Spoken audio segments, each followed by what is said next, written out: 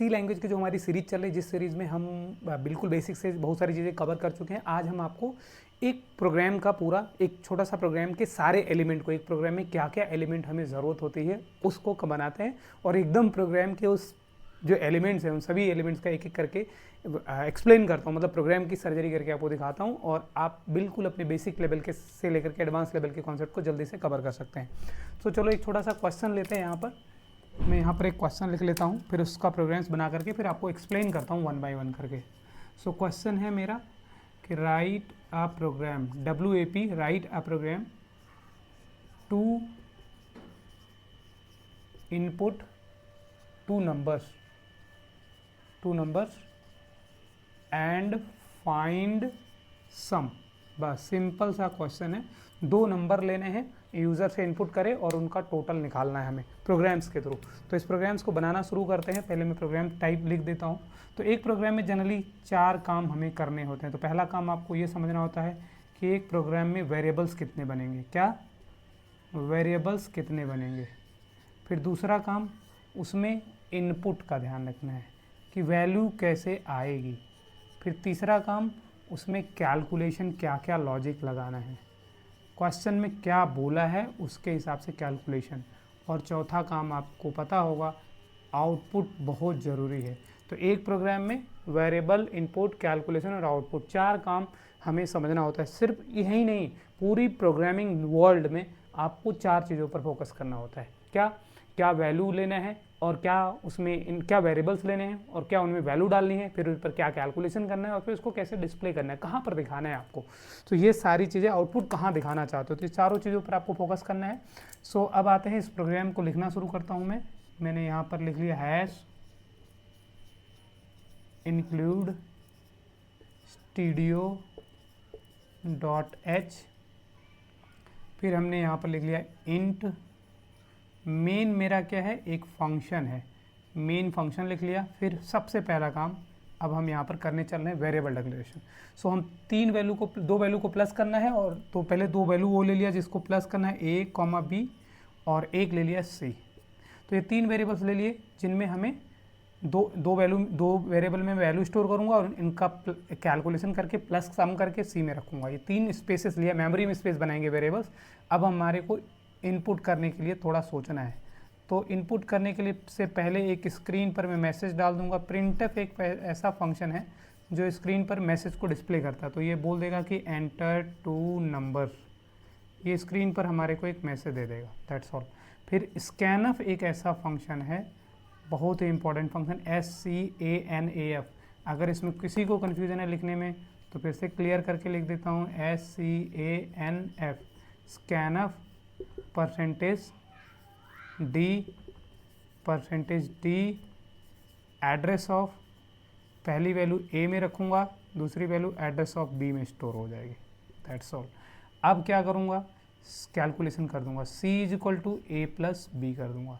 जो मैंने C variable लिया स्मॉल है, ध्यान रखना है, कैपिटल नहीं, स्मॉल।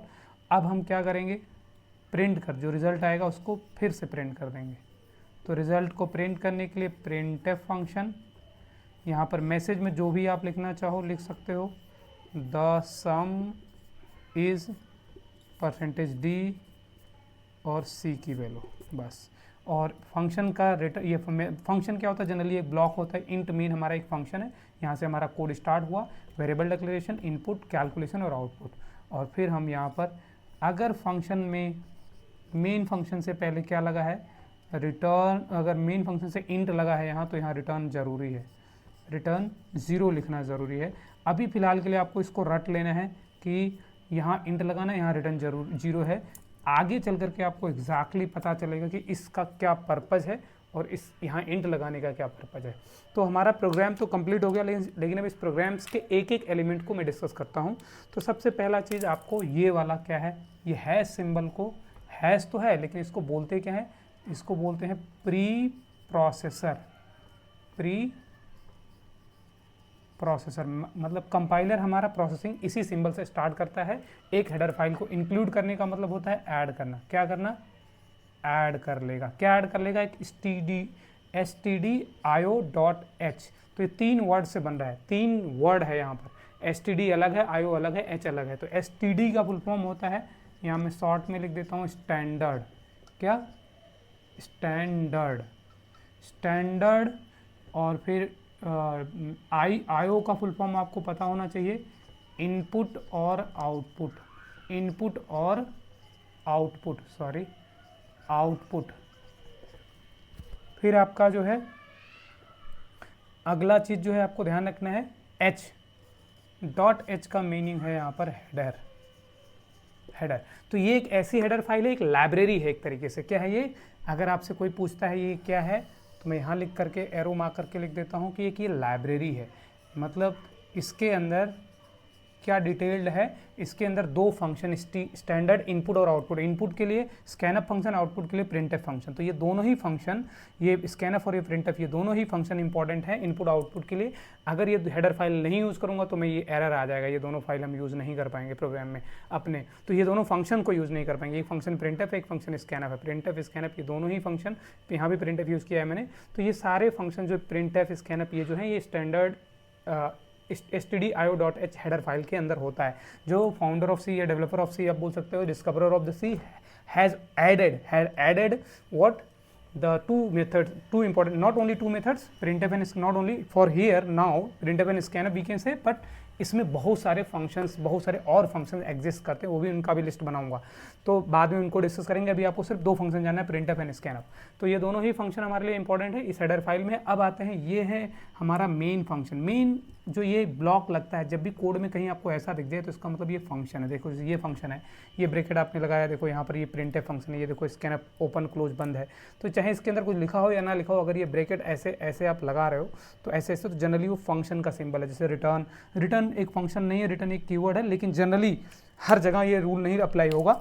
लेकिन आपको ये मान लो कि ज़्यादातर जब ये ब्रैकेट आता है तो फंक्शन को रिप्रेजेंट करता है, लेकिन और भी कुछ इसके एक्सेप्शन भी हैं, उसके बारे में बात करेंगे। अब आते हैं सबसे पहला काम, वेरिएबल डिक्लेरेशन। तो ये मेरा काम हो गया पहला, वेरिएबल डिक्लेरेशन। ये मेरा हो गया दूसरा, इनपुट। तो वेरिएबल डिक्लेरेशन, इनपुट। अब कैलकुलेशन, ये मेरा हो गया कैलकुलेशन, और ये मेरा हो गया चौथा वाला जो है, ये प्रिंटफ जो किया मैंने, वो मेरा, ये मेरा आउटपुट हो गया। तो ये चीज़, चार काम आपको हर प्रोग्राम में ध्यान रखना। अब इसका डिटेल समझते हैं ये कैसे काम करता है। तो फटाफट आ जाता हूँ मैं जल्दी से यहाँ पर।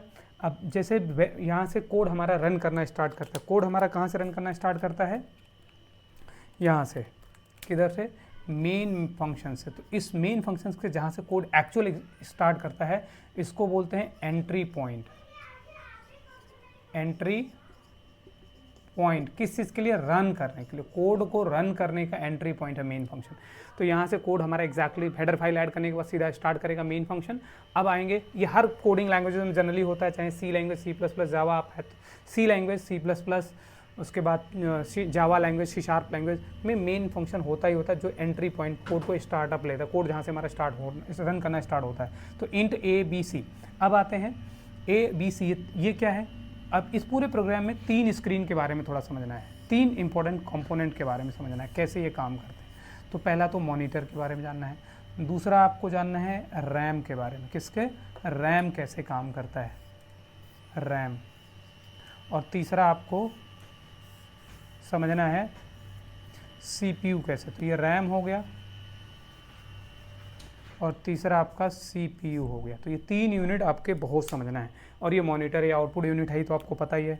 सो अब ये क्या है, जैसे ही हम प्रोग्राम में, जैसे ही हम प्रोग्राम लिखना शुरू करते हैं तो सबसे पहले वेरिएबल बनाते हैं। वेरिएबल होते क्या है?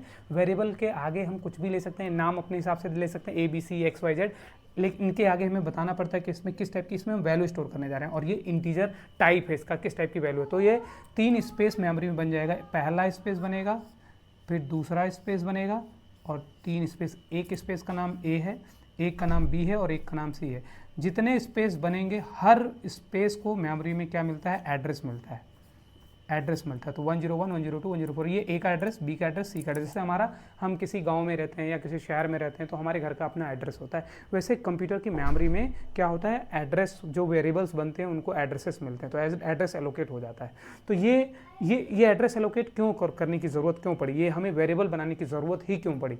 वेरिएबल अगर ना देखा जाए, अगर हमें ये सोचा जाए कि हमें क्या बिना वेरिएबल के हम टोटल प्लस माइनस नहीं कर सकते थे, नहीं कर सकते। ऐसा क्यों है? रीज़न बताता हूँ। देखो, ये जो CPU है, इसके अंदर दो इंपॉर्टेंट यूनिट होते हैं। CPU जो है, इसके बारे में थोड़ा समझना। इसके अंदर 2 यूनिट होती है, CU और एक यूनिट होती है ALU, arithmetic logical unit. CPU खाली कैलकुलेशन कर सकता है। इसके पास जैसे गजनी क्या होता था, गजनी मूवी सब लोगों ने देखा होगा, क्या करता है, जैसे ही बंदा कोई चीज़ थोड़ी देर बाद याद करता है फिर उसके बाद थोड़ी देर बाद भूल जाता है, तो ऐसे ही CPU के पास कोई मेमोरी नहीं है, कोई इसके पास मेमोरी है ही नहीं। इस गजनी में तो चलो बंदे के पास थोड़ी देर के लिए उसको वो जानता था, याद आता था, फिर भूल जाता था। ऐसा है यहाँ पर, ऐसा नहीं है। यहाँ पर क्या है, इसके पास मेमोरी लेस है, बिल्कुल मेमोरी है ही नहीं CPU के पास।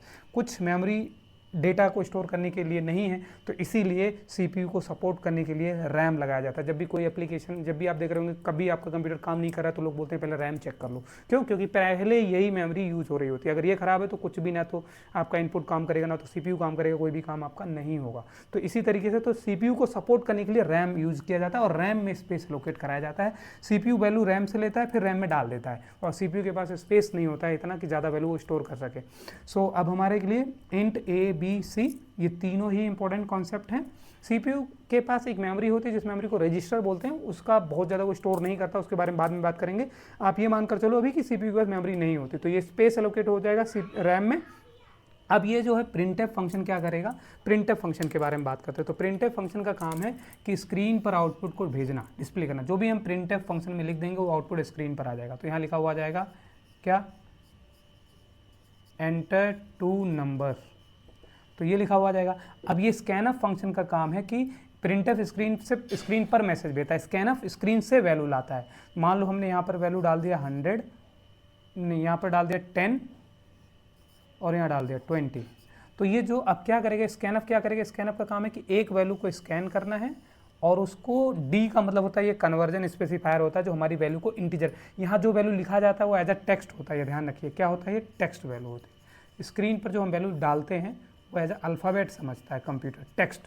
तो इसीलिए डी लगा होता है। डी क्या है, अगर यहाँ इंटीजर है तो यहाँ पर हम परसेंटेज डी लगाकर कन्वर्ट करते हैं नंबर को इंटीजर में, तो इंटीजर में कन्वर्ट कर देगा। यहाँ की वैल्यू टेक्स्ट है उसको इंटीजर में कन्वर्ट करके फिर वो स्टोर कर देगा एड्रेस ऑफ ए। तो ये ए 10 वैल्यू कहाँ आ गई, ए में आ गई यहाँ पर। तो ऐसे मेमोरी में 10 स्टोर हो जाएगा यहाँ पर 10। अब क्या हो गया, फिर ऐसे बी जाएगा दूसरे सेकंड वाले डी के पास, वो भी इंटीजर में कन्वर्ट होगा, उसको एड्रेस ऑफ बी में स्टोर कर देगा। तो यहाँ स्टोर हो जाएगी 20 वैल्यू। तो ये दोनों वैल्यू स्टोर हो गई। तो ये स्कैन हो गया, वैल्यू यहाँ से स्कैन हो करके इंटीजर में कन्वर्ट करके ए और बी में, address of A address of B. इसका मतलब हो गया कि जो ए का एड्रेस है उस पर ये वैल्यू डालनी है, बी का एड्रेस 102 उस पर 20 डालना है, इसका मतलब ये होता है। अब यहाँ पर c equal to A plus B कर देगा। जैसे c equal to A plus B करेगा तो c में जो वैल्यू आ जाएगी, कितनी वैल्यू आ जाएगी, तो ये कैलकुलेशन कौन करेगा, इस लाइन पर अब आ गए हम लोग। तो कैलकुलेशन कौन करेगा, CPU करेगा। CPU हमेशा कैलकुलेशन करता है। तो CPU क्या करता है, ये CPU के अंदर जो CU है ये दोनों वैल्यू CU ले लेगा, CU किसके पास ट्रांसफर कर देगा, ALU।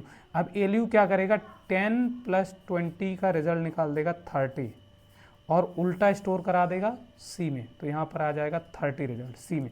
तो C वैल्यू मतलब यहाँ की दोनों की वैल्यू, जो यहाँ से 10 और 20 आया, A और B में 10 और 20 आ गया, इन दोनों की वैल्यू को अब यहाँ पर अभी 10 है, यहाँ पर कितना है 20, इन दोनों को रिजल्ट का स्टोर किस में स्टोर करा देगा, 30 C में।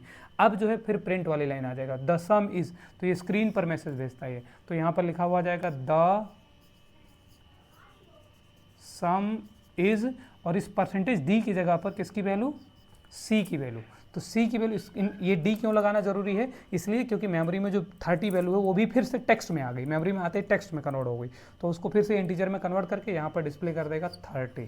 सो ये रहे आउटपुट। 2 नंबर डालोगे कैलकुलेटर के तरीके से 10 20, उसका सम दे देगा। और ये लास्ट में रिटर्न 0 भी मैंने बताया, आप ऐसे रट लो, बाद में डिटेल में समझेंगे कि ये फंक्शंस, ये रिटर्न लगाना जरूरी क्यों है। ये अभी ये समझ लो कि अगर यहाँ इंट होगा तो यहाँ रिटर्न 0 होगा, और यहाँ वाइड लगा होगा तो यहाँ कुछ भी नहीं होगा। यहाँ हम फ्लोट, लॉन्ग, डबल कुछ भी लगा सकते हैं, और जो भी यहाँ लगाएंगे उसके हिसाब से यहाँ रिटर्न लगाना जरूरी होगा। अगर वाइड लगाए तो यहाँ कुछ नहीं लगेगा, अगर इंट, फ्लोट, लॉन्ग, डबल कुछ लगाए तो यहाँ रिटर्न 0 लगा सकते हो आप। लगाना जरूरी है ताकि सिंटैक्स मतलब कुछ हमारा प्रोग्राम में कुछ वार्निंग वगैरह ना आए, एरर नहीं होगा, वार्निंग आ जाएगी, तो उससे बचने के लिए सारा चीज़। तो अब हमें क्या चीज़ समझ में आ गया, वेरिएबल में इनपुट, वेरिएबल डिक्लेयर करना, इनपुट करना, कैलकुलेट करना और आउटपुट करना, ये मेरा प्रोग्राम का पूरा सिंटैक्स हो गया। सो सबसे पहले वेरिएबल बन जाएंगे रैम में ABC, प्रिंट करेगा स्क्रीन पर एंटर 2 नंबर्स, फिर स्कैनअप 2 वैल्यू जो डालूंगा उसको उठाकर AB में ले आएगा, फिर कैलकुलेशन CPU कैलकुलेट करके C में डाल देगा, फिर प्रिंट जो फंक्शन है वो स्क्रीन पर मैसेज को प्रिंट कर देगा और रिटर्न खत्म। बस यही हमारा एक प्रोग्राम्स का हो गया सर्जरी, एक प्रोग्राम की पूरी डिटेल का सर्जरी कर दिया हम लोगों ने, और डिटेल्ड बता दिया कैसे काम करते हैं, कैसे ये सारे कंपोनेंट काम करते हैं, एलिमेंट कैसे काम करते हैं सी लैंग्वेज के प्रोग्राम्स को। मिलते हैं नेक्स्ट वीडियो में और डिटेल्ड बड़े प्रोग्राम्स के साथ। Thank you.